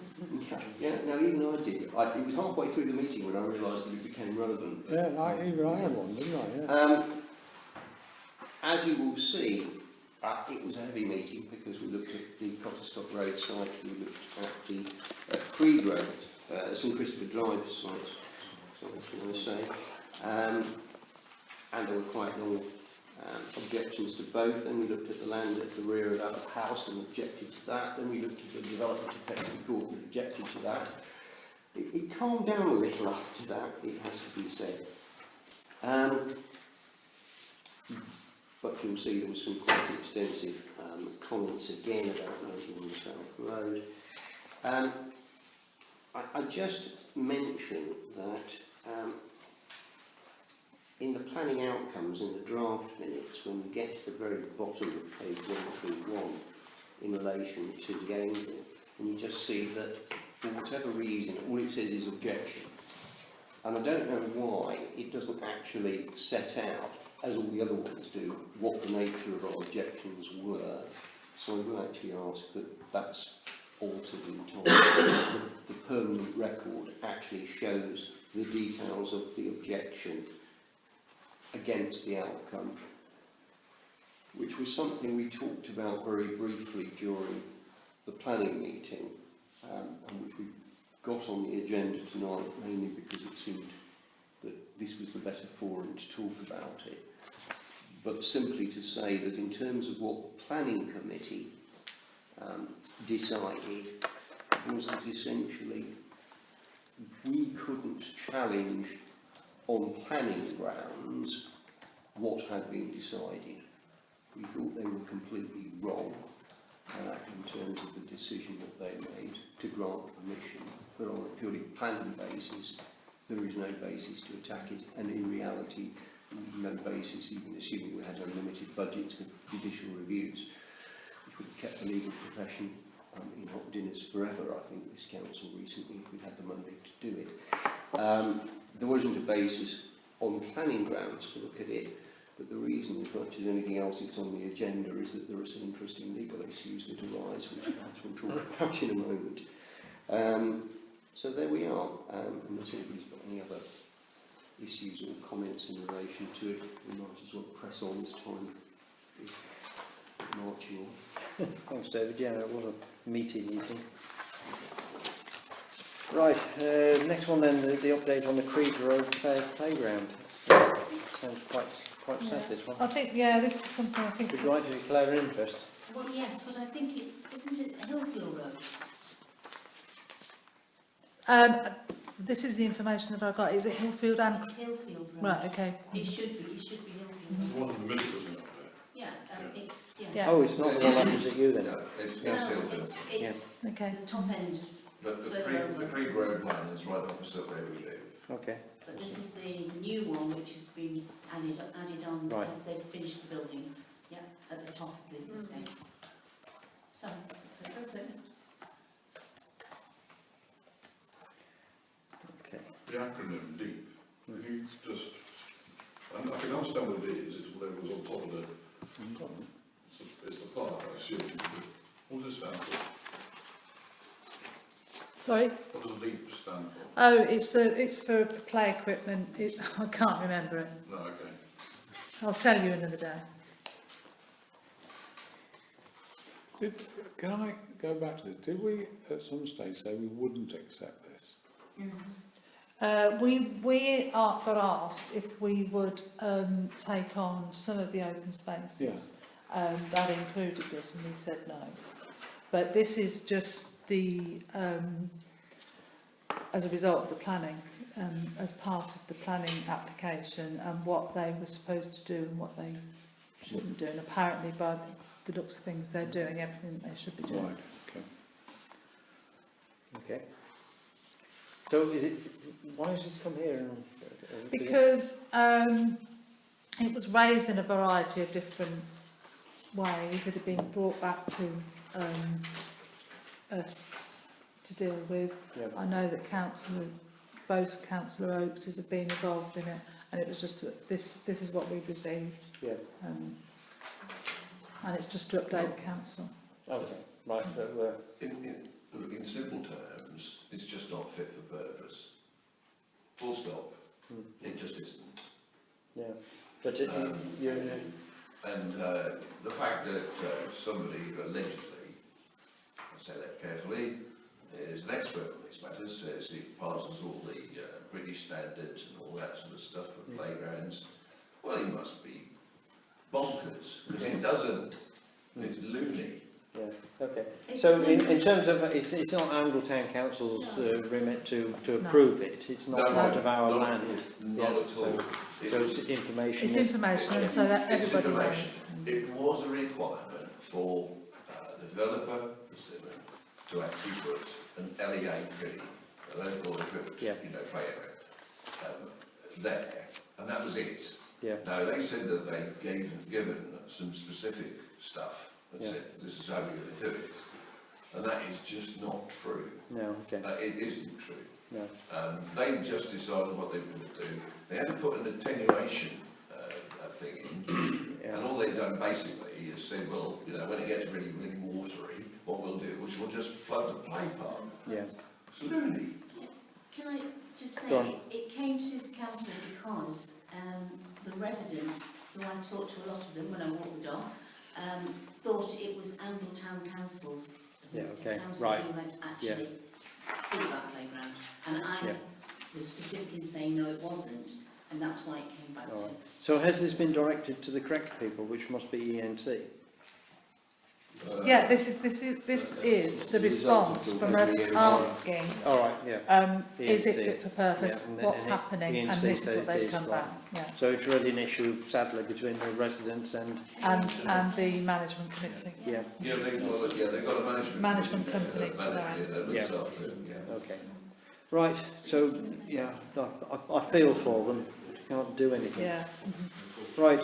Consider any further action regarding the Angel Inn and St Offers. So we I've just sent got them. one further update. Yeah. Since I spoke to you, I've spoken to somebody from the co-op, and Yes. they got to their sort of head office, Yep. and they didn't know anything about it, and they're going to look into it. Oh, good. Well, yeah. Okay. Yeah. Sorry, I didn't know anything about what. So just to very quickly on what it is. It's already passed, isn't it? It is, but the situation. Go on. Do you want to? Well, it's all very well, but of course the land which gives access to the sort of kind of gates at the back is our land and our car park. We are the freehold owners of it. However, this council entered into a leasing agreement with the co-op. The reason we did that as much as anything else was because by doing it we managed to pass all the liability for maintaining the car park onto the co-op as part of the whole deal. This was actually one of our better decisions, it seems to me, because they benefit from having a car park right next door to them, but so does the town benefit from having the car park as well, but the town effectively isn't paying for it, which is fine. The lease under which the co-op, in effect, use and operate the car park, clearly on the face of it does not permit the commercial use of the car park. And it seems to me that driving a hearse with or without body inside it, as part of your business of being a funeral director, is a commercial use of the car park and therefore something that the lease doesn't permit. How is that different from every other business in town that uses that car park? Because very few people use it or will use it in quite the same way. I mean, yes, other people do use it. They misuse it by parking vehicles there that are, if you like, business-associated vehicles, hopefully for 2 hours or less, but as we all know, sometimes for more. But it is still a rather different scenario from actually operating a business that cannot operate other than by using that as part of its business. Yeah. So we raised the issue with the co-op as to, well, did you object? In fact, we asked ENC whether they'd objected, and ENC came back and started quoting GDPR, as everybody does, and says we can't tell you whether they objected or not. So we then also approached the co-op and said, well, did you? And if you didn't, why didn't you? Because on the face of it, you can't permit this, therefore you should have been objecting to it. And that's No, they can permit it. It's us that we have no say. They can't permit a use that is wider than the use that they themselves are allowed of it. And I would argue they can't, on the face of it, permit the use of it by the hearse. Therefore, arguably they should have objected, but it would be a very novel proposition to say that the co-op is in breach of its lease by failing to act. But it's not unakin to provisions, fairly standard provisions in commercial leases about encroachments of things, whereby the tenant is required to report these things to the landlord and take action to prevent them happening. You could argue that by failing to object to the planning, there's an issue. But equally, if the business starts operating and the co-op doesn't do anything to try to prevent it operating, it might amount to a breach of the lease by the co-op. So, Jerry was just...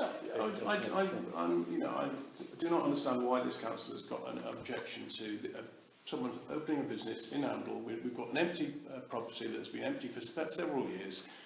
I don't believe we ever made an issue about the landlord bringing his commercial deliveries into the back of the building. So why are we suddenly raising issues now? And I'm sorry, but it's a funeral parlour. Okay, we're all going to need one day. I mean, you know, I just do not understand why people have a problem with this. So the planning committee said it was not a suitable location for that sort of business. Yeah, I know.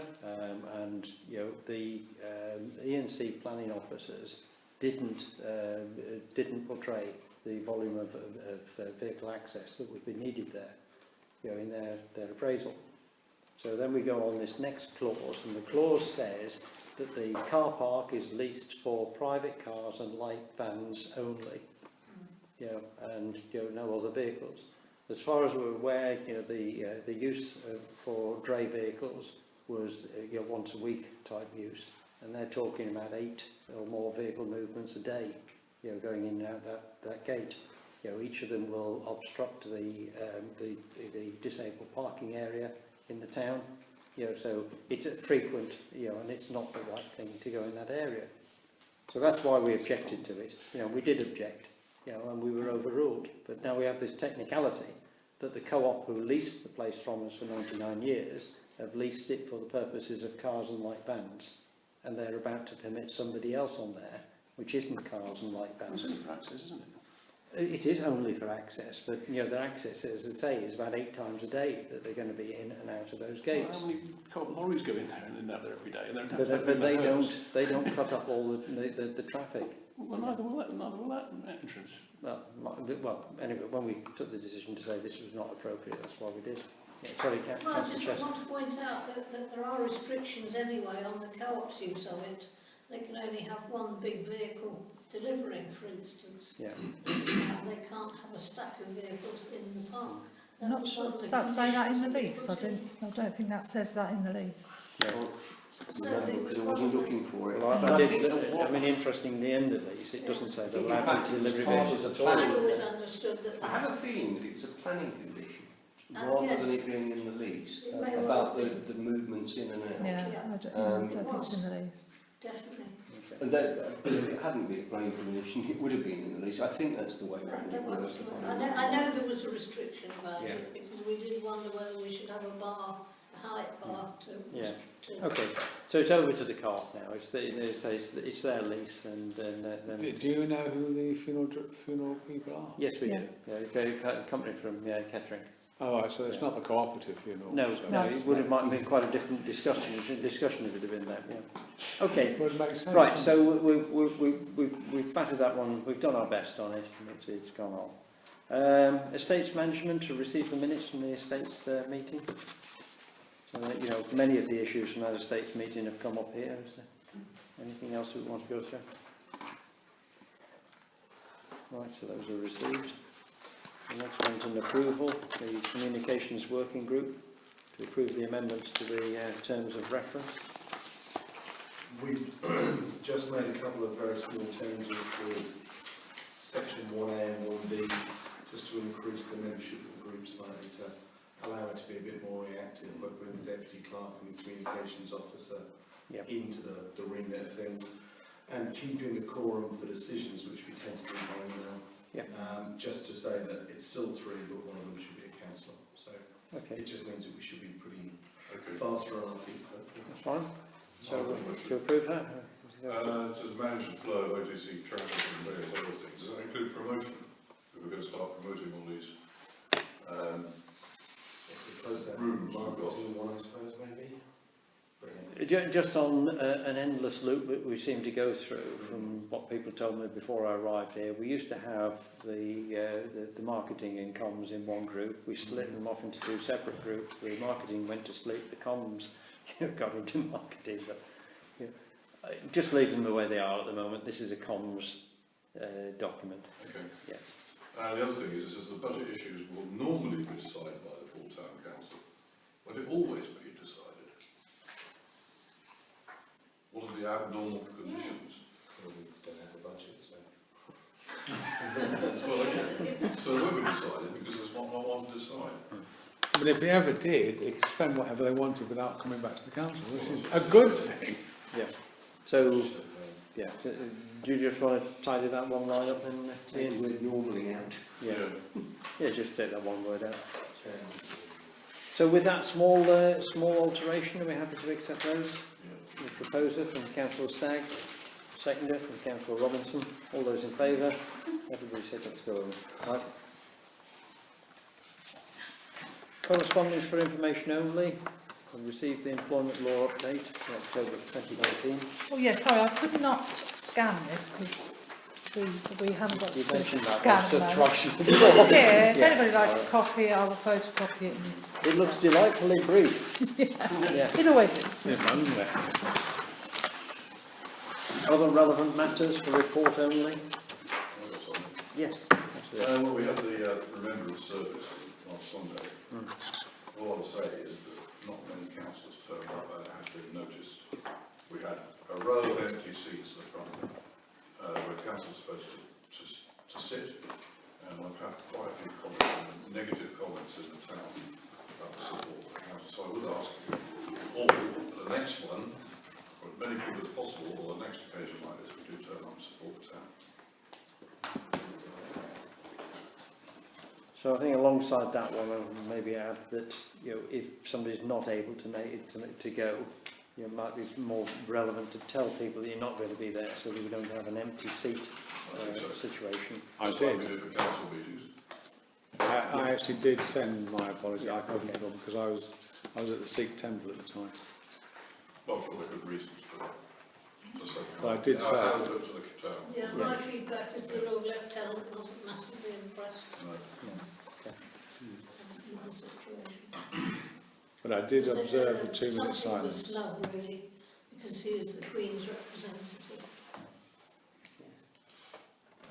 Okay, thank you.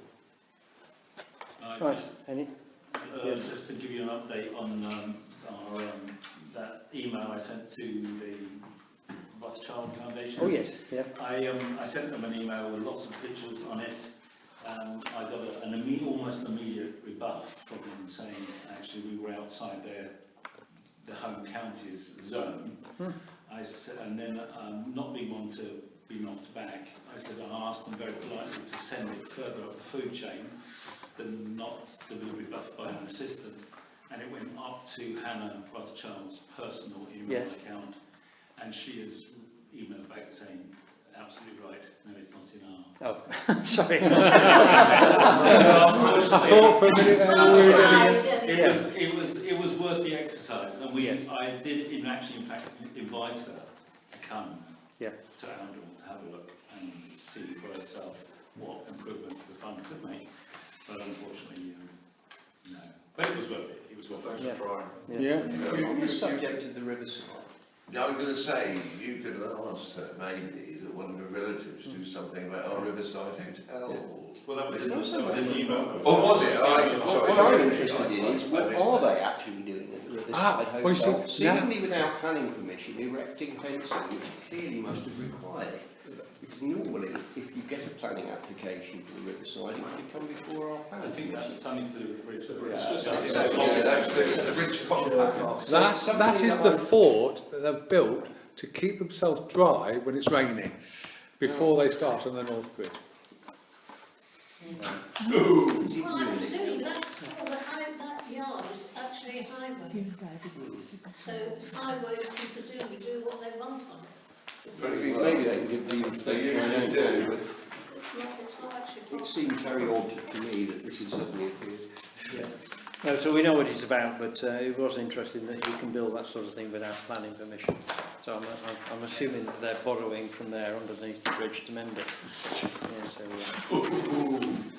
okay then, well, it wasn't too bad considering how late we started, and I do appreciate the conversations of some quite difficult subject matter. Right, onwards, sirs. Good night then.